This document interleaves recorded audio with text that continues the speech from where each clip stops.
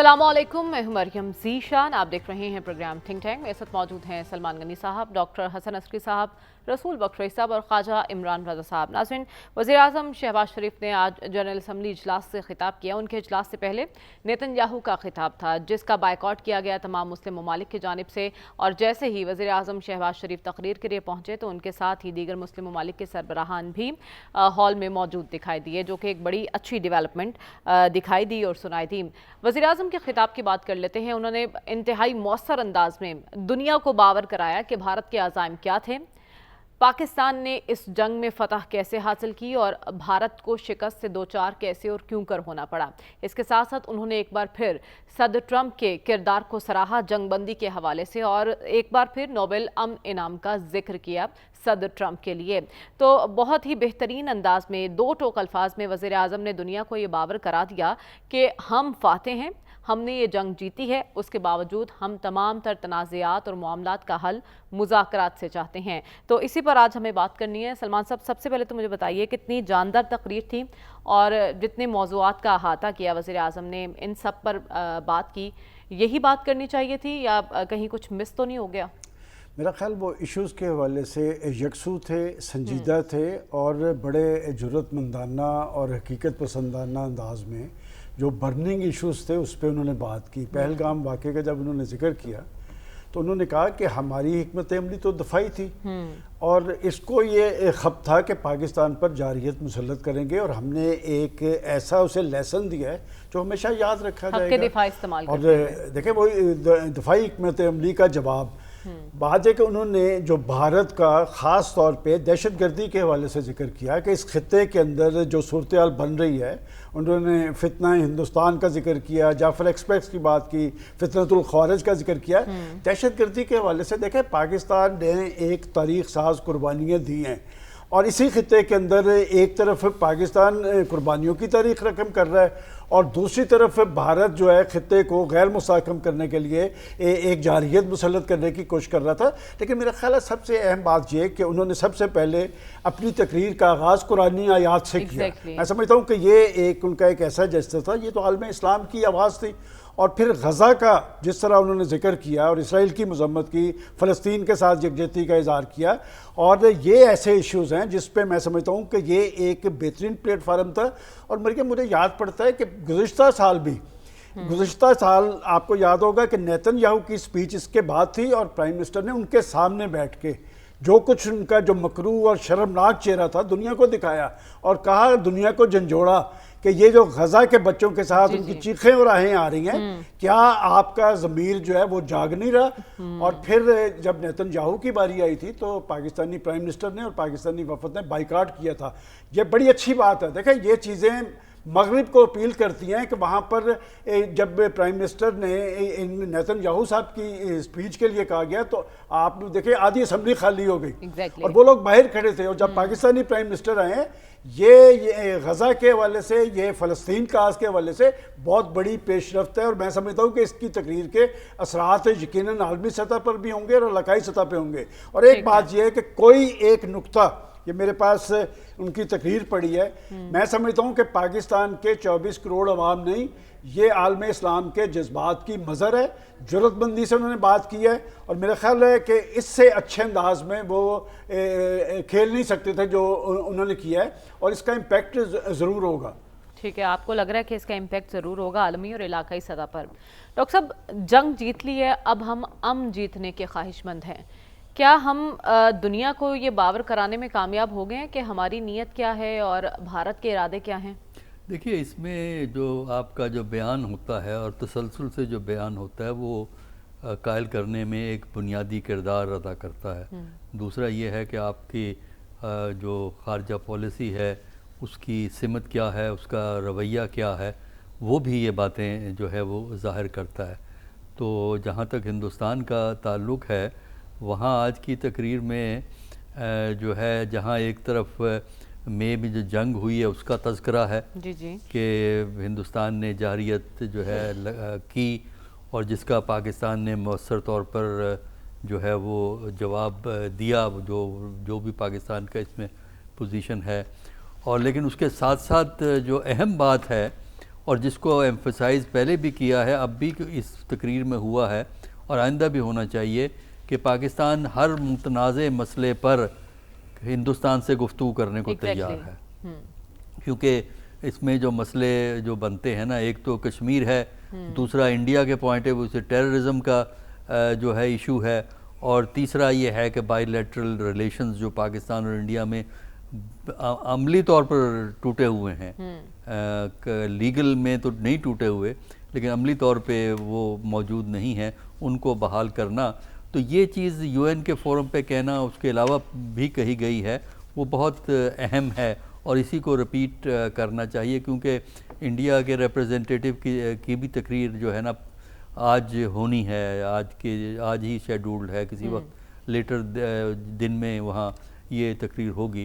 جو وہاں سے تو کوئی مثبت جواب کی امید نہیں رکھی جا سکتی نا؟ نہیں، وہ تو سوال ہی پیدا نہیں ہوتا، اس لیے کہ دونوں کے پوائنٹ آف ویو میں اتنا فرق ہے، دونوں کی ترجیحات میں اتنا فرق ہے، اور دونوں کے جو علاقائی سوچ ہے اور مفادات ہیں ان میں چونکہ تضاد ہے، اس کی وجہ سے یہ ڈاکٹر صاحب مئی کے بعد اب جب خارجہ محاذ پہ بھارت تنہائی کا شکار ہے، پھر امریکہ کے ساتھ تعلقات میں وہ اس طرح سے بہتری نہیں ہے جس طرح پہلے تھی، تو آپ کو لگتا ہے کہ اس موقع پر کوئی پریشر لے گا بھارت؟ نہیں، دیکھیں پریشر تو خیر نہیں، پریشر کی بات نہ کریں.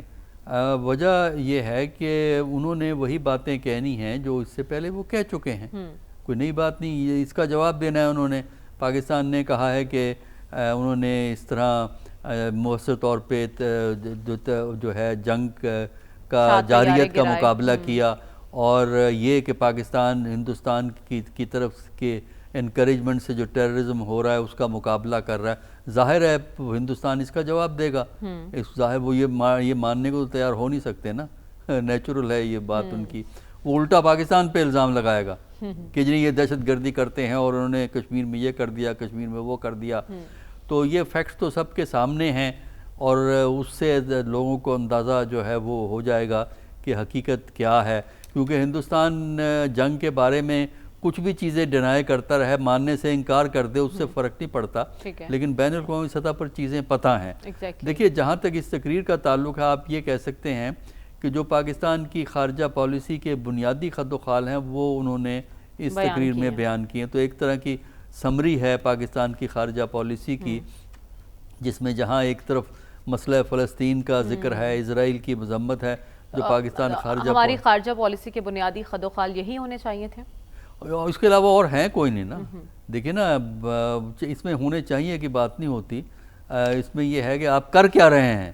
جو اس وقت ہمارا جو سٹینڈ ہے فلسطین پہ ہے، اسرائیل کے بارے میں ہے، ہندوستان کے بارے میں ہے، اور بین الاقوامی جو معاملات چل رہے ہیں، ایشوز جو چل رہے ہیں، ان پہ جو پاکستان کا سٹینڈ ہے وہ انہوں نے وہاں پیش کیا. اور اس کا مقصد بھی یہی ہوتا ہے.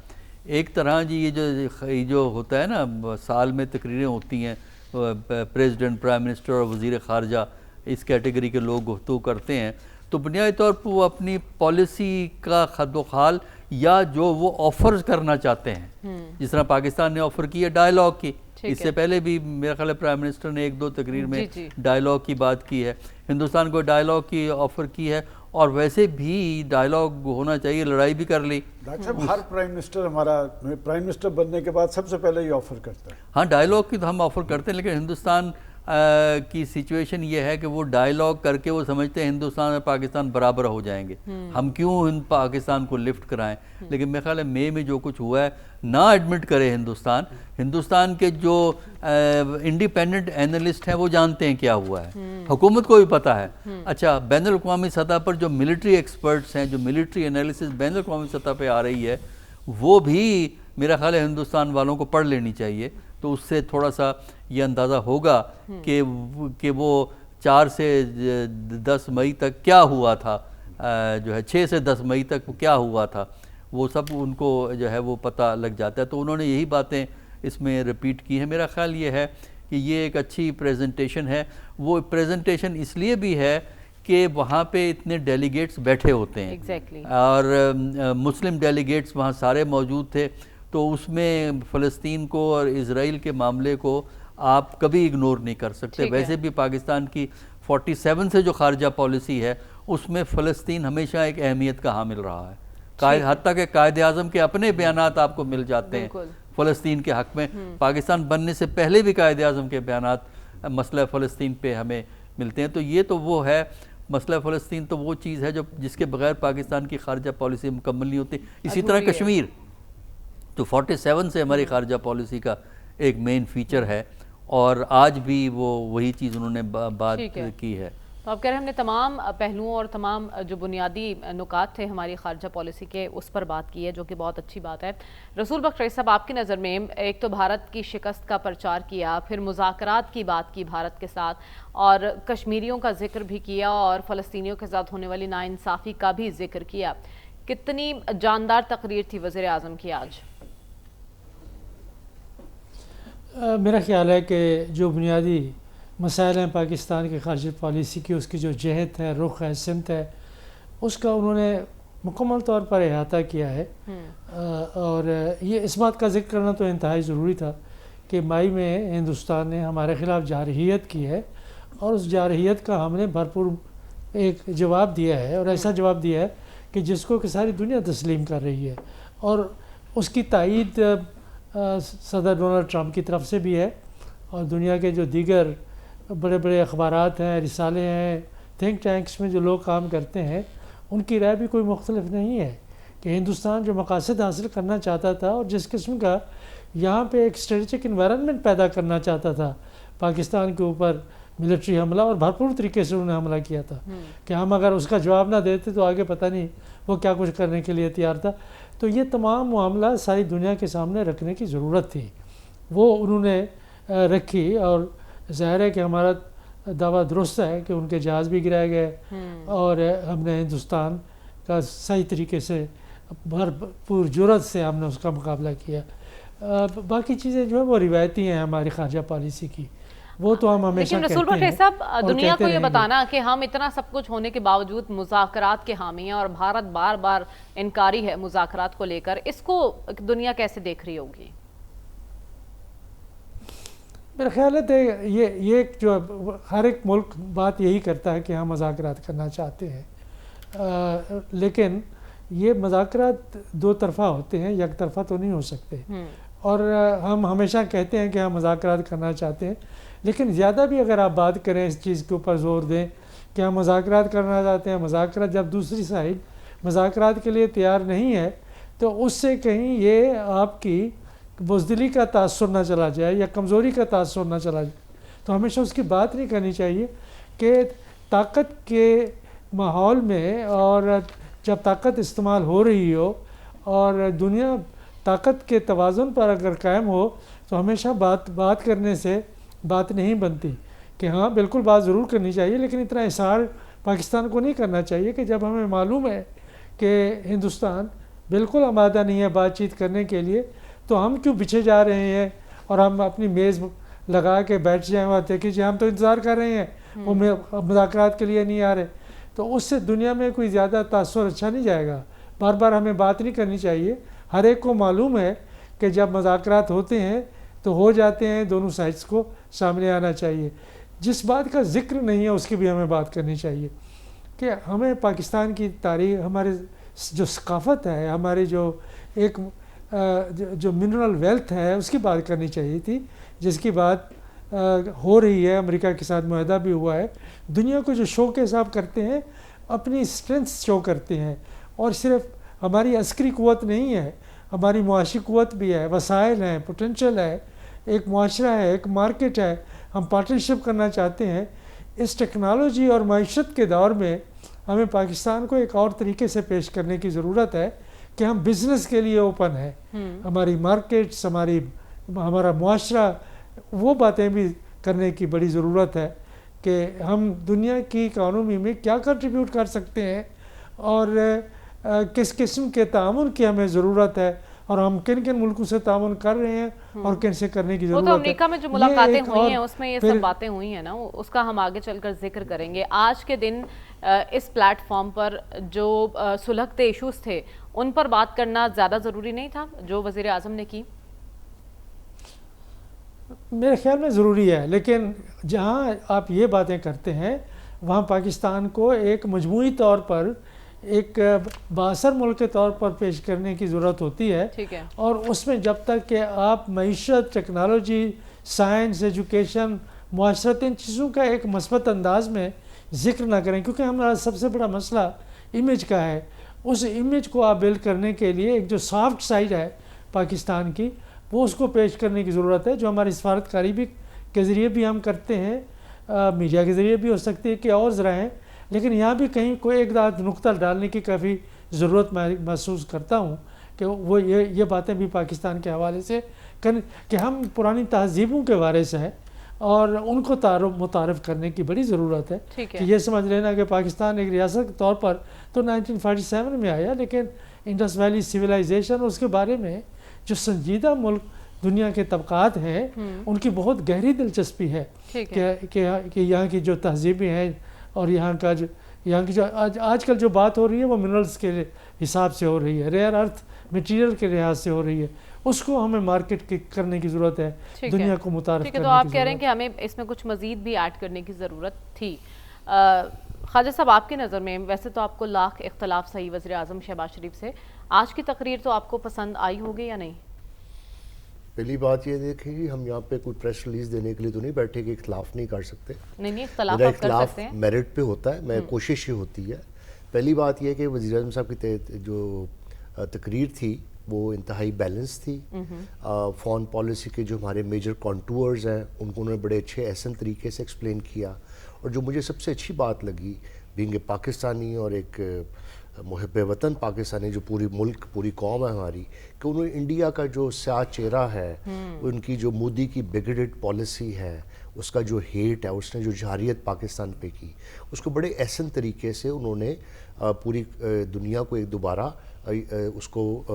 اس کا اظہار کیا، 1 نمبر 2 پھر انہوں نے بتایا کہ کس طرح اس نے ہماری سوورنٹی کو وائلیٹ کیا، پہلے عالمی قوانین کو توڑا، اور اس کے بعد پھر کیا کیا کہ اس نے شہری آبادی کو ہٹ کیا، اور اس کے بعد پھر اس کو وہ دھول چٹائی پاکستان نے کہ 10 مئی کو اس کے 7 طیارے گرائے گئے، اور یہ بہت اچھا کیا کہ میں یہ سمجھتا ہوں کہ ہر پاکستانی اس پہ بڑا دبالا ہوا ہوگا، خوشی کا اظہار کیا ہوگا جب انہیں 7 طیاروں کی بھی بات کر دی، تو یہ تو اب UN کے ریکارڈ پہ بھی آ گئی۔ خیر وہ پریزیڈنٹ ٹرمپ نے بھی کہا، بہت ساروں نے کہا، جیسے باقی لوگوں نے کہا کہ اب تو دنیا کے تمام اینالسٹ اس بات کو مانتے ہیں، تو ہم نے، لیکن اس کے ساتھ بہت اچھی بات یہ ہوئی کہ انہوں نے تمام تنازعات کو ایک اچھے طریقے سے مذاکرات سے حل کرنے کا جو ایک پاکستان کا جو ایک بیسک سٹینس رہا ہے شروع سے کہ we are peace loving country, ہماری ٹیریٹوریل انٹیگریٹی اور سوورنٹی کو چھیڑے گا نہیں، ہم پیسفل رہیں گے، تو انہوں نے انڈیا کو ایک پھر آفر کی ہے، وچ از اے گڈ فیتھ۔ نمبر 2 بات آ گئی کہ اسرائیل پہ مناسب بات کی انہوں نے، غزہ کے متعلق جو بات تھی، فلسطین کے متعلق بات کی، تو وہ جو میجر پوائنٹس تھے وہ سارے ٹک ہو گئے۔ کشمیر پہ میرے خیال سے ان کا تھوڑا سا جو ایمفیسس تھا وہ کم تھا، لیکن ذکر ضرور آیا کہ پاکستان کے لوگ کشمیریوں کے ساتھ کھڑے ہیں، لیکن جتنی انڈیا نے کشمیر میں وائلیشنز کی ہیں میرے خیال سے ان کا دوبارہ احاطہ کرنا ضروری تھا، تاکہ لوگوں کو بتایا جاتا کہ مودی کشمیر میں بھی کتنی اس نے وائلیشنز کی ہیں، کیونکہ آپ یہ بات سمجھ لیجئے کہ ہمارا جو سٹانس فلسطین پہ ہے وہ سیلف ڈٹرمنیشن کا ہے، جو UN کے چارٹر کے مطابق ہے، رائٹ آف سیلف ڈٹرمنیشن، اور اسی بنیاد پہ ہم کشمیریوں کے لیے بھی رائٹ آف سیلف ڈٹرمنیشن مانگتے ہیں، اس لیے فلسطین کا معاملہ اور کشمیر کا معاملہ اپنی فارن پالیسی میں ہم اس کو اس جہت سے دیکھتے ہیں، تو میرے خیال سے کشمیر کے معاملے کو تھوڑا پش کرنا چاہیے تھا، لیکن over all it's a good speech. لیکن دیکھیں میری ایک اگلی بات میں کرنا آتا ہوں، دیکھیں یہ UNGA کی اسپیچ جو ہوتی ہے یہ رسمی بھی ہوتی ہے اور بڑی اہم بھی ہوتی ہے، یہ نہیں کہ اس کی اہمیت کو میں دور کر رہا ہوں، باقی ممالک بھی، افریقہ کے ممالک بھی آپ دیکھیں بڑی زوردار تقریریں لوگوں نے غزہ پہ کی ہیں اور اس طرح کی ہیں۔ میرا کہنے کا مطلب یہ ہے کہ کاش ہم جس طرح یہ اپنے کانٹورز ایکسپلین کرتے ہیں، ہماری اصل میں بھی خارجہ پالیسی اسی طرح آزاد ہو۔ ہماری خارجہ پالیسی آزاد نہیں ہے، ہم امریکہ کی غلامی کرتے ہیں، ہم امریکہ کی لائن ٹو کرتے ہیں، ہم امریکہ کے ساتھ ملنے کو ایک اتنا اہم لمحہ سمجھتے ہیں، جیسے پتہ نہیں کہ لیجٹمیسی جو ہے حکومتوں کو اس وقت ملے گی جب ہم امریکہ کے صدر کے ساتھ مل پائیں گے. یہ جو اس فضا ہے، یہ اس کی وجہ صرف یہ ہے کہ ہمارے لیڈر، تمام سیاسی لیڈران کی میں بات کر رہا ہوں، میں ایک جنرل بات کر رہا ہوں، کہ آپ کو پاکستان کی عوام پہ ٹرسٹ کرنا ہے اور آپ نے اپنی خارجہ پالیسی کو آزاد بنانا ہے. امریکہ یہ نہیں کہہ سکتا مجھے، دیکھیں نا مودی نے، ہم تو مودی کے سخت خلاف، اور مودی ایک انتہائی فاشسٹ ہے اس ملک دنیا میں، لیکن اسے جب کہا گیا کہ رشیا سے تیل نہیں لینا تو اس نے کہا نہیں یہ میرا معاملہ ہے، میں اپنے ملک کو دیکھوں گا. تو ہم بچ جاتے ہیں. یو این میں ہمارا کہنے کا طریقہ کار اور ہوتا ہے، لیکن عملاً ہمارا طریقہ کار اور ہوتا ہے. ہمیں چاہیے کہ ہم اپنے لوگوں سے بات کریں، پارلیمنٹ کو مضبوط کریں، اور پھر کسی جگہ پہ نہ کرنی بھی سیکھیں. یہ نہ ہو کہ ہم سپر پاور، چونکہ امریکہ سپر پاور صرف اللہ تعالیٰ کی ذات ہے، ہم نے آقا جو ہے وہ اللہ تعالیٰ ہے. یہ امریکہ نہ آقا ہے، نہ کوئی صدر دنیا کا آقا ہے. یہ آقا غلام کا رشتہ جو یہ ختم ہونا چاہیے. ٹھیک ہے، تو ہم نے اس ملاقات کا ذکر کرنا ہے جو کہ ہوئی ہے اور جس کے بہت چرچے بھی ہیں. وزیر اعظم شہباز شریف اور فیلڈ مارشل عاصم منیر صاحب ملے ہیں صدر ٹرمپ سے. اس ملاقات میں کیا ہوا اور ایجنڈا کیا تھا اس ملاقات کا، کیا کیا باتیں طے ہوئی، یہ جانیں گے اس بریک کے بعد. اسٹے ود اس.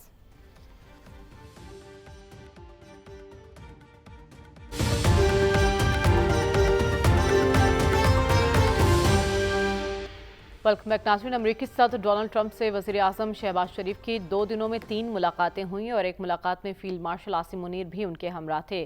ملاقات ہونے سے پہلے ہی امریکی صدر نے جو کلمات کہے وزیر اعظم شہباز شریف اور فیلڈ مارشل عاصم منیر سے متعلق، انہوں نے کہا کہ یہ دونوں عظیم شخصیات ہیں. اس ملاقات میں پاکستان کے حوالے سے کیا بات چیت ہوئی اور پاکستان کے لیے یہ ملاقات کیا اہمیت رکھتی ہے، اس کے علاوہ خطے پر اس ملاقات کے اثرات اور مشرق وسطیٰ کے حوالے سے کیا ایجنڈا تھا، یہ بھی ہم جاننے کی کوشش کریں گے. سلمان صاحب، خواجہ آصف صاحب تو 2025 کو کامیابیوں کا سال قرار دے رہے ہیں. اس ملاقات کی تصویر جب انہوں نے پوسٹ کی، آپ کی نظر میں اس ملاقات کی ٹائمنگ کتنی اہم ہے اور پاکستان کے لیے یہ ملاقات کیا معنی رکھتی ہے؟ دیکھیں، بنیادی طور پہ یہ جو امریکہ کا دورہ تھا یہ تو جنرل اسمبلی سے خطاب تھا، اور یہ جو ملاقات ہوئی ہے یہ ایک بڑا سفارتی بریک تھرو ہے. اور اس خطاب سے پہلے تقریباً 4:15 بجے کے قریب میری ان سے بات ہوئی. اچھا. اور میں نے اس ملاقات کے حوالے سے پوچھا تو مجھے اچھا لگا کہ وہ شخص اپنی ذات کو پیچھے رکھ رہا ہے، اور اس نے کہا کہ ایک طرف اللہ کا کرم ہے اور دوسری طرف ہمارے ٹیم ورک کا نتیجہ ہے، کہ میری ذات نہیں ہے، کہ ہم سب ایک ٹیم ورک کے طور پہ کام کر رہے ہیں. اور جہاں تک کہ صدر ٹرمپ کی بات ہے تو صدر ٹرمپ کا جو پہلا دور تھا نا وہ پاکستان کے حوالے سے اچھا نہیں تھا. وہ افغانستان کے تناظر میں پاکستان کی پالیسیز پر تحفظات کا اظہار کرتے نظر آ رہے تھے.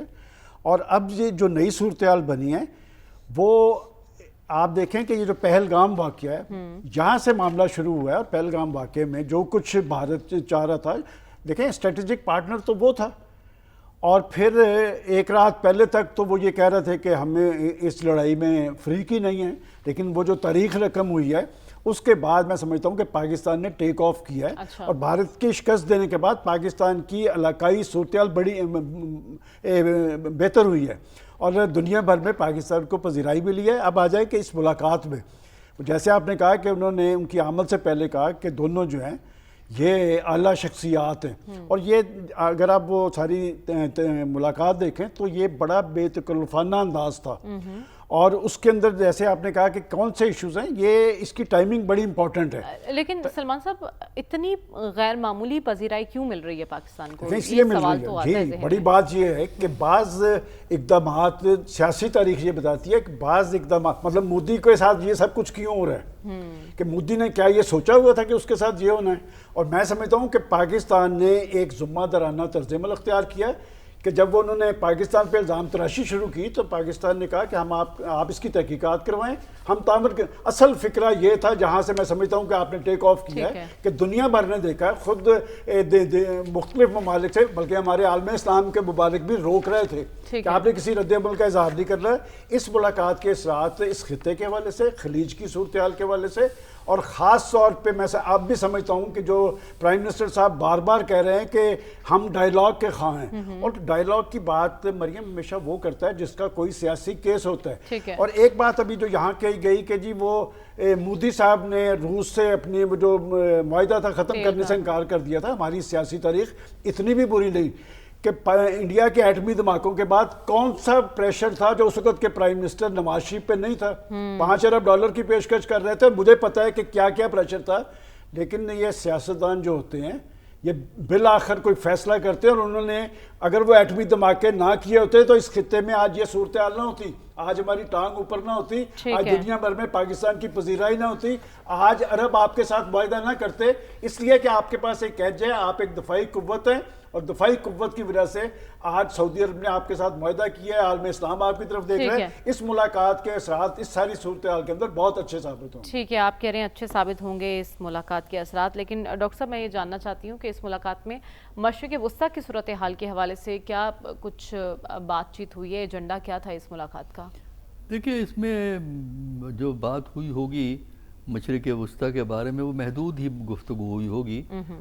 وہ جو پاکستان کا جو سٹینڈ ہے فلسطین پہ اور اسرائیل کے جبر و تشدد پہ، وہ پاکستان نے پیش کیا. پاکستان نے یہی کہا ہوگا کہ امریکہ اپنا جو ہے انفلوئنس استعمال کر کے وہاں سیز فائر ہو جائے، جنگ بندی ہو جائے، کیونکہ جنگ بندی ضروری ہے، کیونکہ جس مشکل دور سے مشکلات سے وہ گزر رہے ہیں فلسطینی، ان کی زندگی بہتر ہونے کے امکانات اسی صورت میں ہیں جب اسرائیل کی جو بمباری جو ہے وہ ختم ہوتی ہے. تو ظاہر ہے یہ بات انہوں نے کہی ہوگی. اور اس کا جو ہے نا اس سے زیادہ اہم تو وہ ملاقات تھی جس میں مسلم ہیڈز آف گورنمنٹ نے ملاقات کی ہے، جس میں شہباز شریف بھی تھے. 8 کے قریب جو انہوں نے، بلکہ زیادہ وہ فوکس ہی اسی معاملے پہ، فلسطین پہ اور حماس اور غزہ پہ فوکس کر رہی تھی. ٹھیک ہے، تو اس میں بھی یہ بات زیادہ فورسفلی کہی گئی، اور اسی فریم ورک میں گفتگو جو ہے وہ یہاں ہوئی. دیکھیں یہ جو اس وقت میٹنگ ہوئی ہے، یا آپ نے تذکرہ کیا، انہوں نے بڑی تعریف کی دونوں کی، یہ پاکستان کے لیے ایک ونڈو آف اپرچونٹی ہے جو تھوڑے عرصے کے لیے کھلی ہے. اچھا. اور اس کی بنیادی وجہ یہ ہے کہ جو آج کا جو ٹرمپ ہے، پریزیڈنٹ ٹرمپ ہیں، وہ ان کا جو سوچ کا فریم ورک ہے وہ اس سوچ کے فریم ورک سے ڈیفرنٹ ہے جو پچھلے دور میں تھا. اس وقت وہ ایک بزنس اور کمرشل پرسپیکٹو سے فورن پالیسی کو دیکھ رہے ہیں. اکنامک فیکٹرز کی وجہ سے جو سینسٹیو منرلز ہیں، ہمیں اس موقع سے کیسے فائدہ اٹھانا چاہیے؟ کریٹیکل منرلز ہیں، وہ ان کی طرف سے وہ کر رہے ہیں. دیکھیں اس میں ہمیں فائدہ یہی ہے کہ جو آپ کے معاملات ہیں اس میں امریکہ کا تعاون حاصل کریں. مثلا آپ کے سب سے بڑے مسئلے تو ہندوستان کے ساتھ ہیں، اور ہندوستان کے معاملے میں کس حد تک امریکہ جو ہے آپ کو تعاون کرنا چاہتا ہے. اقتصادی طور پر پاکستان کو سپورٹ حاصل ہے، یہی وجہ ہے کہ IMF اور ورلڈ بینک وغیرہ آج کل آپ پہ مہربان ہوئے بھی ہیں، کیونکہ امریکہ آپ پہ مہربان ہے. اور پھر جو امریکہ جو اس لیے بھی مہربان ہے کہ افغانستان کے حوالے سے وہ سمجھتا ہے کہ پاکستان کی اہمیت ہے. وہ بگرام ایئرپورٹ اگر ان کو نہ بھی ملے تب بھی وہ پاکستان پہ ریلائی کریں گے، کیونکہ جو امریکہ کا کنسرن ہے افغانستان کے بارے میں وہ یہ ہے کہ یہ ایک ایسا مرکز نہ بن جائے جہاں ٹیررزم جو ہے افغانستان سے باہر نکل کے دوسرے ملکوں میں پھیلنا شروع ہو جائے. تو اس کے لیے وہ پاکستان کی کوآپریشن کی ضرورت محسوس کریں گے. اور اب اگر بگرام مل بھی جاتا ہے تب بھی پاکستان کی اہمیت رہتی ہے. دیکھیے جس وقت امریکن پریزنس تھی افغانستان میں، اس وقت اسلام آباد ایک امریکیوں کا ایک بہت بڑا اڈا تھا ان کی، کیونکہ وہ ایک طرح کا ایک کہنا چاہیے ایک سٹاپ پوائنٹ تھا. جب امریکی باہر سے آتے تھے وہ سیدھے اسلام آباد آتے تھے، اسلام آباد سے پھر اگلا سٹاپ ان کا کابل یا قندھار ہوا کرتا تھا. تو وہ اس لیے اہمیت جو ہے ہو جاتی ہے. تو اس کے علاوہ جو پاکستان کے اقتصادی معاملات ہیں ان میں مدد کی ضرورت ہے. ٹھیک ہے, تو آپ کہہ رہے ہیں کہ ہمیں اس موقع سے فائدہ اٹھانا چاہیے کیونکہ اس کو ونڈو آف اپرچونٹی قرار دے رہے ہیں آپ, جو کہ تھوڑے کم عرصے کے لیے ہی کھلتی ہے. رسول بکھ رئیس صاحب, آپ کی نظر میں اسپیشلی اگر دیکھا جائے خطے کی صورتحال کے پیش نظر اس ملاقات کی اہمیت, اور کیا اس ملاقات سے نتیجہ اخذ کیا جا سکتا ہے کہ خطے میں پاکستان کی پوزیشن پہلے سے مستحکم اور اسٹرانگ ہے؟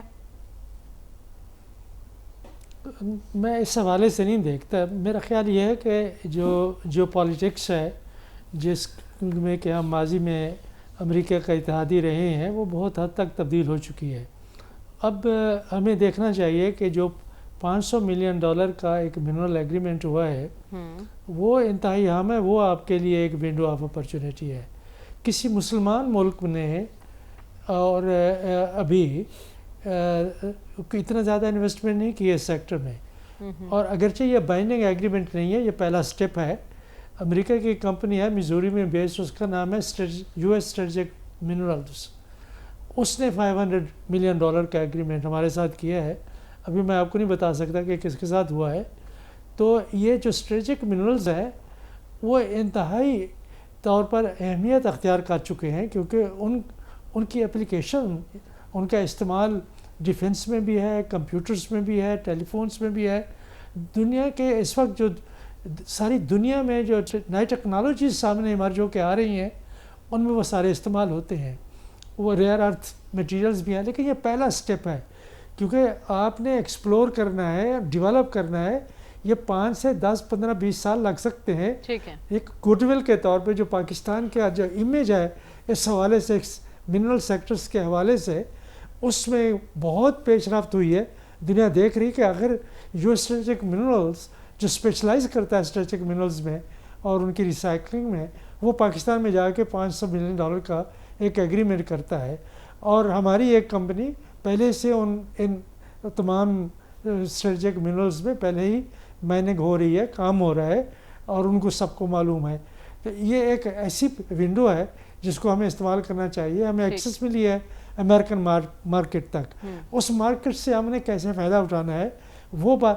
اس وقت سائنس اور ٹیکنالوجی کے شعبے میں ہم اپنی مین پاور کس طرح امریکہ بھیج سکتے ہیں, ان کی کمپنیز کو ان سیکٹرز میں کیسے لے آ سکتے ہیں, اور خصوصی طور پہ جو ہمارے ٹیکنالوجی کا سیکٹر ہے وہ ہم امریکن کمپنیز کے ساتھ کیسے جوڑ سکتے ہیں.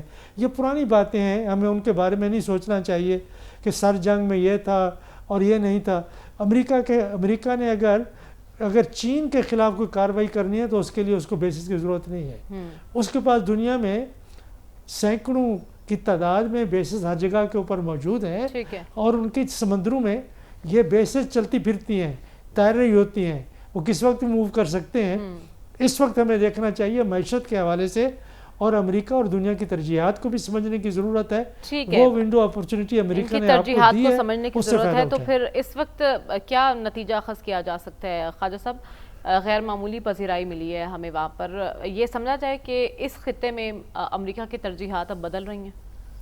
آئی تھنک یہ اٹس ٹو ارلی ٹو سے دس تھنگ, لیکن میں ایک دو باتیں میں پولیٹیکل اسپیکٹ پہ بات کرنا چاہوں گا. پہلے تو پرائم منسٹر صاحب شہباز شریف صاحب کو بڑی مبارک ہو. Dream come true, Oval Office, red carpet, گرم جوشی, اور اچھے بھی لگ رہے تھے, اور ٹرمپ سے ملاقات ہو گئی. تو یہ میں اس کو ایک فلیگ شپ انگیجمنٹ کہوں گا. پاکستان کے لیے اچھی بات ہے اور شہباز شریف صاحب کے لیے اچھی بات ہے. اب آگے چلتے ہیں.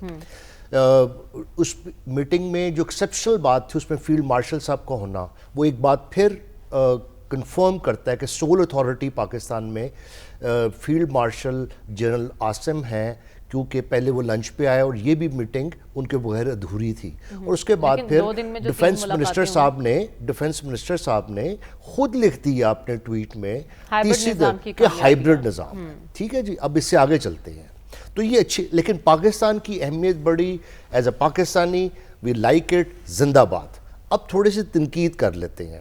پہلی بات یہ 3 ملاقاتیں, اور بھائی صاحب ایک ملاقات ہوئی 38 سیکنڈ کی, ایک ملاقات ہوئی 8 سربراہ کے ساتھ جس میں 10-15 لوگ اور بھی تھے, اور 1 گھنٹے کی ملاقات ہوئی جس میں آدھا گھنٹہ پرائم منسٹر صاحب کو انہوں نے ویٹنگ پہ بٹھا دیا, جو کہ سفارتی آداب کے خلاف ہے. اس پہ میں سمجھتا ہوں کہ بہت آنریبلی احتجاج کرنا چاہیے جو ہے امریکن ایمبیسی سے. اگلی بات چلیں, اب کچھ صاحبان اس کو بہت تاریخی ایک چیز بتا رہے ہیں، لوگوں کو میچیور ہونے دیں، سیاسی میچیورٹی لائیے. اگر یہ بات کرنی ہے تو پھر ایک صاحب تھے جس نے کووڈ میں یو این جی ایک میں تقریر نہیں کی تھی، اس نے آن لائن کر دی تھی. اس نے کہا میں ادھر سیلاب تھا اور اس وقت کووڈ تھا، وہ نہیں گیا تھا. وہ جب گیا تو میٹرو میں سفر کیا، کمرشل فلائٹ قطر کی لے کے گیا، 3 دن کا دورہ ہوا اور ٹرمپ صاحب عمران خان کو باہر لینے آئے. تو وہ بھی ایک نارمل سی بات تھی. اب میں آپ کو بتاؤں نہ وہ کوئی لیکن جس تاخیر کی آپ بات کر رہے ہیں اس سے پہلے آپ نے شاید پریس کانفرنس سنی ہوگی جس میں تعریف کی صدر ٹرمپ نے اور کہا کہ وہ لوگ پہنچ چکے ہیں، میں ہی تھوڑا لیٹ ہو گئے ہوں اور میں عرض کرتا ہوں، میں اس پہ بتاتا ہوں. یہی تو میں آپ کو بتانا چاہتا ہوں کہ میچورٹی کی بات کیا ہے. نہ وہ کوئی عمران خان کا کرتب تھا، نہ وہ کوئی شہباز شریف کا کرتب ہے. یہ کرتب ہے اللہ تعالیٰ کی رحمت کا، پاکستان کی جیو اسٹریٹجک پوزیشن کا. یہ برکت ہے معرکہ حق کی، یہ برکت ہے بنیانم مرسوس کی. اس کی وجہ سے یہ کسی ایک شخصیت کی، شہباز شریف صاحب کا یا عمران خان کا یا مشرف کو بھی اس طرح ہوا، ضیاء اللہ کا بھی ہوا. یہ priorities, he is a deal maker. اور آپ جو کہہ رہے ہیں آج انہوں نے بڑی تعریف کی. ایک دن اس نے کہا ڈیڈ اکانومی ہے امریکہ کی، 3 دن بعد کہتے ہیں امیزنگ اکانومی ہے. پریزیڈنٹ شارا کو کہتا تھا ٹیررسٹ ہے، آپ کہتے ہیں ہی از اے گریٹ مین. تو پلیز ڈونٹ ٹرسٹ اور اس کو ایک کوئی لینڈ مارک اچیومنٹس کے طور پہ نہ پیش کریں. بات یہ ہے پاکستان کا فائدہ کیا ہوگا. اب بیان کر دیا گیا ہے معاشی طور پہ. میں یہ سمجھتا ہوں کہ آپ ٹرمپ صاحب سے بات کریں. ٹرمپ صاحب کی عادت ہے، یہ این بریمر کہہ رہا ہے، the political author and political scientist Stanford کا جو بیٹھا ہوا جیو پالیٹکس پڑھا رہا ہے، وہ کہتا ہے he is unwilling to accept any rules of any person of any country. وہ کسی کے رولز نہیں مانتے. ہم اپنے رولز پہ چلیں گے جناب، ہم اپنی لوگوں کی منشا دیکھیں گے.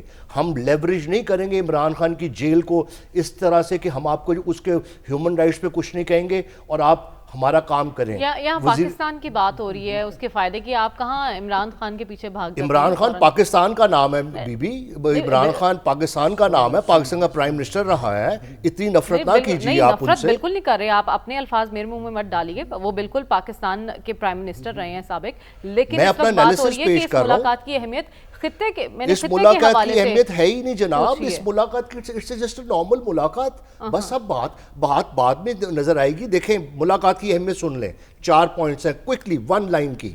ایران پہ مزید پابندیاں لگیں گی، آپ کو ماننا پڑے گا. بگرام ایئر بیس پہ قبضہ کرنا ہے، اس پہ آپ کو ساتھ دینا پڑے گا.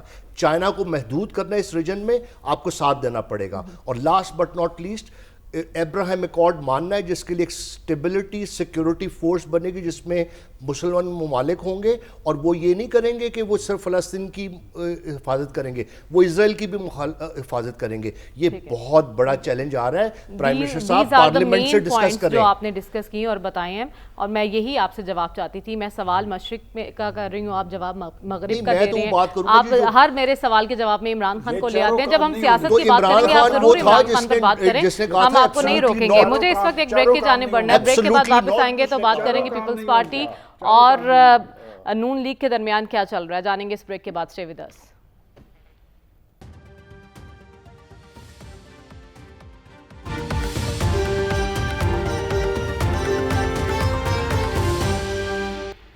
ویلکم بیک ناظرین. وزیر اعظم اور فیلڈ مارشل سے صدر ٹرمپ کی ہونے والی ملاقات کا ہم نے ذکر کیا کہ اس کی پاکستان کے لیے اہمیت کیا ہے اور خطے پر اس ملاقات کے اثرات کیا ہوں گے. لیکن بھارت اس ملاقات کو کس طرح سے دیکھ رہا ہے، ہضم کر پا رہا ہے یا نہیں، اس پر بھی بات کر لیتے ہیں.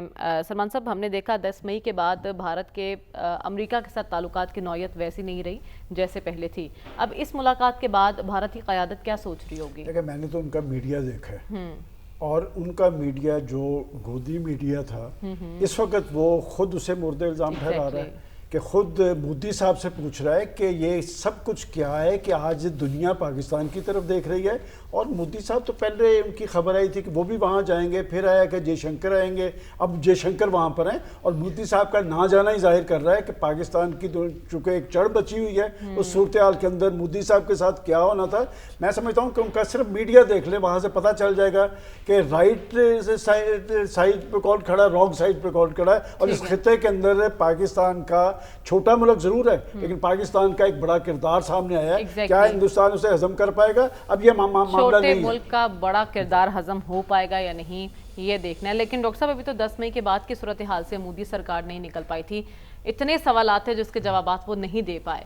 अब जब उनके अपने अवाम ये सवाल करेंगे कि हमारी खारजा पॉलिसी क्या है, वहाँ तो मुलाकातें हो रही हैं, तो क्या जवाब होगा मोदी सरकार के? देखिए हिंदुस्तान में दो किस्म के रिएक्शन आ रहे हैं।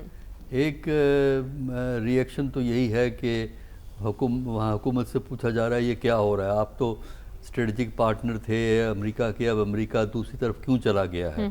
एक तो ये गिला है। दूसरा जो है वो है तनकीद अमेरिकन पॉलिसी की, ट्रंप की, और ये कि ये ट्रंप जो है एक गलत किस्म की पॉलिसी अडॉप्ट कर रहा है और कि इंडिया अपना स्टैंड ले और इंडिया अमेरिका को दिखाए कि वो इंडिपेंडेंटली ऑपरेट जो है वो कर सकता है। ये वो रिएक्शन है जो रूलिंग पार्टी में जो है आ रहा है।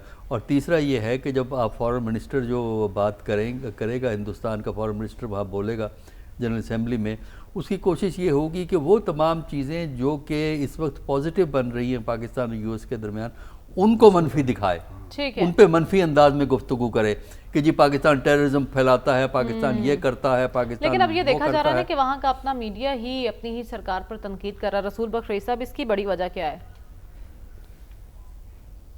उसकी बुनियादी वजह यह है कि पाकिस्तान को जो पजीराई मिली है ख़ुसूसी तौर पर सदर डोनाल्ड ट्रंप की तरफ से, और अभी हालिया दिनों में सऊदी अरब के साथ दिफाई माहदा हुआ है, तो इनसे वो अमेरिकी बड़े नाखुश हैं। ठीक है, भारतीय बड़े नाखुश हैं कि देखें कि ये पाकिस्तान ने ये दो बहुत बड़ी कामयाबियां हासिल की हैं। एग्जैक्टली, तो तो भारतीय अपनी ही मोदी सरकार से नाखुश हैं। इसका क्रेडिट ख्वाजा साहब आप किसे देंगे? वन लाइनर जवाब चाहिए, आपका वक्त देखें जी, मार्का हक और ये जो मुलाकात हुई, फील्ड मार्शल साहब का लंच हुआ, फिर सऊदी अलायंस हमारा जो है, और चौथा जो हमारा वज़ीर-ए-आज़म की मुलाकात, ये चारों नेल्स हैं मोदी की पॉलिटिकल कॉफिन में। एग्जैक्टली, बहुत खूबसूरत बात की है। तो हो सकता है कि मुलाकातें आखिरी कील साबित हों मोदी की सियासत में।